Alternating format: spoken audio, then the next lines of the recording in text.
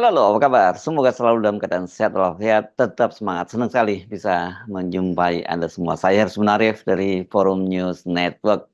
Bung Rocky, Presiden Jokowi kembali membuka keran ekspor pasir setelah 20 tahun dilarang. Tapi Jokowi membantah dia menjual kembali pasir karena kata dia yang diizinkan diekspor itu adalah sedimentasinya, bukan pasirnya. Dan dia minta soal sedimentasi dan pasir ini walaupun sama-sama pasir tapi itu harus dibedakan. Ya, memang masuk akal bahwa pasir dan sedimen itu berbeda. Tapi kita tahu apa yang disebut masuk akal itu adalah hasil dari akal-akalan. Kan intinya perusakan lingkungan, intinya adalah menggali sesuatu yang bisa menimbulkan perubahan kimia laut, perubahan struktur sedimen itu sendiri, dan dengan perubahan itu tentu ekologi dan ekosistemnya berubah tuh. Jumlah plankton yang hendak dijadikan makanan ikan berubah, komposisi kimia berubah. Jadi mengaduk-aduk dasar laut aja itu udah merupakan pelanggaran pengetahuan itu. Tapi kalau memang nggak punya pengetahuan ya sebut aja bahwa pasir itu bukan sedimen, sedimen itu bukan pasir tuh. Karena memang hanya ingin memisahkan itu supaya undang-undangnya jalan. Kalau disebut pasir itu artinya merusak lingkungan, kalau sedimen tidak merusak lingkungan. Tapi barang yang sama dengan akibat didefinisikan dengan cara yang berbeda itu artinya akal-akalan tuh. Nah, kemampuan kita untuk membaca akal-akalan presiden udah lama sebetulnya kita paham. Jadi ya, silahkan bertanya pada ahli lingkungan, pada ekologis, pada Greenpeace, pada mereka yang mengerti hubungan antara pasir itu dan cawe-cawe bisnis di belakangnya tuh. Kan semua itu yang terbaca di depan mata kita tuh. Apalagi kalau larangan itu akhirnya dibuka juga setelah 20 tahun ditutup dan orang bertanya berarti ada satu grup bisnis yang mungkin mengambil rezeki terakhir dari masa era Pak Jokowi atau Jokowi sendiri mungkin udah janji lalu baru sekarang dia penuhi. Jadi kita coba baca kepentingan Jokowi dan kepentingan alam. Nah, kepentingan alam itu kalau kita sebut nenek moyangku orang pelaut itu artinya kita menghormati sesuatu tapi dengan cara merusaknya. Jadi hak dari nelayan-nelayan yang pendapatannya pasti menyusut, hak dari ikan dan terumbu karang, hak dari ganggang laut untuk tumbuh dari dasar laut itu sendiri, dan dianggap bahwa itu adalah sedimen maka boleh dibongkar. Jadi bukan sekedar lucu tapi menunjukkan ketidakmampuan berpikir itu dari seorang presiden. Saya nggak terlalu terkejut ya kalau banyak yang tokoh, kemudian para aktivis, organisasi aktivis lingkungan yang uring-uringan, jengkel, bahkan marah dengan kebijakan Pak Mulyono ini ya. Tapi banyak juga di antara mereka yang speechless ya melihat kelakuan seperti ini ya. Karena ini kelihatan sekali Pak Jokowi itu benar-benar konsisten membuat kebijakan yang merusak lingkungan itu bahkan sampai di akhir masa jabatannya. Ya tentu ada bisnis pasir di dunia buat kepentingan reklamasi atau bahkan mungkin diolah untuk industri.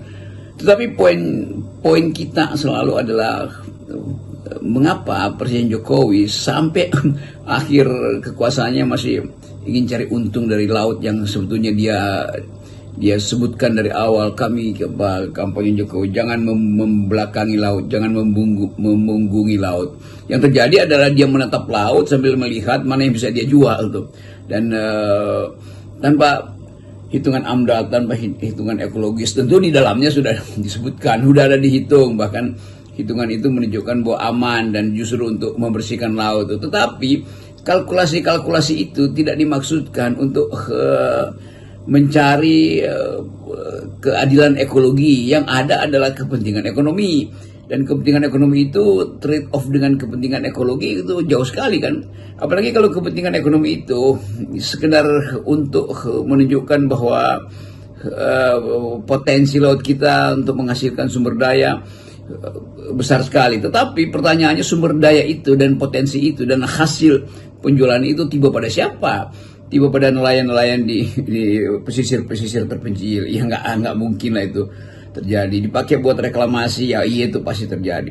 Jadi semua keterangan yang bahkan diberikan dengan cara yang agak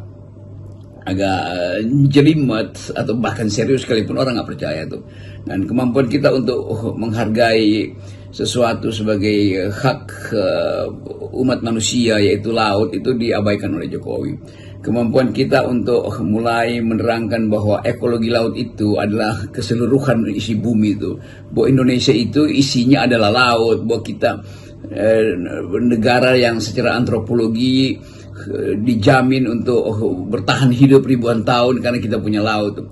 Tetapi Jokowi tidak peduli itu kan, karena bagi dia ya pengetahuan dia itu yang harus diikuti, yaitu pengetahuan yang terbatas. Nah kemampuan mengetahui isi laut dan sistem ekologinya itu kan harusnya dipahami sebagai paradigma, bahkan bukan sekedar nilai ekonomi, tapi paradigma dari sebuah negara yang hendak tumbuh menjadi negara besar dengan memanfaatkan keanekaragaman hayati, dengan memanfaatkan sumber daya yang potensial untuk jadi apa namanya itu, material yang competitive advantage-nya ada di laut. Itu semua itu tidak dipahami Jokowi. Kalau kita bicara soal laut ya begitu, soal pasir, ini kan bukan hanya sekedar ekosistem dan ekologi, tapi juga ini ada kaitannya sebagai sebuah dignity, sebuah kedaulatan. Ini bahkan juga soal keamanan masa depan kita sebagai bangsa maritim. Karena kan misalnya negara kita, tetangga kita Singapura itu dengan melakukan reklamasi, dia bisa memperluas wilayah teritorinya gitu. Dan nanti ini dalam jangka panjang bisa menjadi sengketa berkaitan dengan batas laut, batas wilayah lautnya begitu ya. Ya, dulu memang itu diterangkan bahwa kita berwawasan maritim, kita bahkan mungkin mereka yang ikut menyusun buku Nawacita atau Revolusi Mental masih ingat ketika pikiran-pikiran semacam wawasan Nusantara, wawasan kebangsaan itu didasarkan pada sifat kita sebagai makhluk maritim, dan karena itu penghargaan pada laut adalah hal yang paling utama. Pramudia Anantatur misalnya yang selalu kita acukan untuk melihat bagaimana dia memahami laut sebagai wawasan dan masa depan Indonesia, itu dijadikan tagline oleh Jokowi di awal-awal kampanye dia, dan mereka yang bergerombol di sekitar ide itu akhirnya satu persatu tenggelam juga karena Jokowi nggak paham apa sebetulnya wawasan kelautan, mulai dari tol laut yang juga mengimplikasikan hubungan antar pulau karena negara ini dipangku oleh laut. Jokowi sama sekali nggak paham filosofi dari negara maritim kan. Jadi kalau dia sendiri tidak paham, maka yang dia paham adalah membisniskan maritim itu, membisniskan sumber daya maritim kita, bukan mengaktifkan upaya untuk menjaga lingkungan dan terutama lingkungan laut. Jadi ekosistem kita, ekologi manusia juga berubah karena ekosistem laut berubah. Kan ini memerlukan otak untuk mengerti, tapi kalau yang di otak itu tidak ada sedimennya bahkan, maka yang ada adalah kekosongan kan. Jadi kemampuan kita untuk mendalilkan sesuatu harus didasarkan pada pengetahuan, bukan pada upaya memanipulasi hukum dengan mengatakan bahwa itu undang-undang yang mengatur tentang pasir, tapi yang digali bukan pasir tapi sedimen. Jadi pembohongan itu yang dalam ilmu pengetahuan disebut sebagai gejala kedangkalan, gejala pendangkalan perspektif, itu berlangsung di dalam banyak hal dalam kebijakan Pak Jokowi itu. Dari soal apa aja, semua hal yang menyangkut lingkungan di bypass secara teknis, hak masyarakat adat untuk ikut mengatur atau bahkan menentukan nasib lingkungan, nasib tanah, nasib laut, nasib kebunnya itu, nasib bawah tanah yang digali-gali untuk kepentingan ekstraksi itu tidak dijadikan sebagai dasar untuk menghitung efisiensi itu. Jadi dianggap bahwa oke, ekonomi silahkan jalan, ekologi tertinggal. Padahal sebetulnya pertumbuhan ekonomi dengan ecological footprint yang meluas, artinya kerusakannya meluas, itu artinya kita menggali jalan ke arah kiamat. Tetapi perspektif kiamat pasti tidak dipahami oleh Jokowi, yang dia pahami oleh perspektif dinasti. Tentu kita semua masih ingat memang ketika awal-awal Pak Jokowi menjadi presiden itu kan seolah-olah dia mencoba menyadarkan kita bahwa kita ini sebagai bangsa bahari dan kita terlalu lama sudah memunggungi laut, dan kemudian dia nanti bicara soal rencana membuat tol laut dan lain sebagainya. Tapi sejak awal kita, termasuk saya yang melakukan, orang seperti Jokowi itu, yang sebenarnya dia kulturnya agraris itu bisa memahami apa yang dia sampaikan ya, karena ya itu tadi persoalannya kan literasinya sangat terbatas. Jadi semua kebijakannya itu tidak ada yang didasari sesuatu yang bersifat konseptual gitu. Sama seperti kayak IKN ya, bangun tidur, pengen dia mimpi mungkin bangun IKN, dia langsung sampaikan ke MPR bahwa dia akan bangun IKN. Dia minta izin untuk memindahkan ibu kota. Dari awal memang Pak Jokowi tidak terlatih berpikir konseptual, tidak dibekali dengan kemampuan metodologi itu, dan itu yang mengakibatkan pemimpin yang kapasitas pengetahuan umumnya minimal tidak dia peroleh, maka dia akan masuk pada hal-hal yang sangat sifatnya teknis tanpa memperlihatkan kemampuan komprehensif di dalam analisa kebijakan kan. Dan kebijakan publik itu hari-hari ini ditentukan oleh minimal pengetahuan tentang environment, minimal pengetahuan tentang global security, termasuk security ekonomi dari mereka yang kena dampak dari environment itu, minimal memperhatikan human dignity atau human solidarity, dan semua itu dilanggar oleh Jokowi. Jadi perspektif untuk memimpin dan memuliakan Indonesia dari segi keadilan itu batal, karena eksploitasi sumber daya laut itu tidak menghasilkan trickle down pasti, dan kerusakan lingkungan udah ada di depan mata tuh. Kalau kita bicara lagi tentang global security, maka menggali pasir itu harusnya diukurkan pada tatapan internasional atau pemain-pemain global yang ada di submarine dan berupaya untuk mendeteksi Indonesia ada apa sebetulnya di bawah dasar laut kita tuh, dan diketahui oke ada lalu lintas penggalian pasir, maka itu artinya ada kebutuhan ekspor, dan kebutuhan ekspor itu tidak didasarkan pada kalkulasi ekologis, maka sebentar lagi akan ada kerusakan lingkungan, maka pesaing asing itu dengan mudah tahu bahwa Indonesia akan kehabisan sumber daya laut.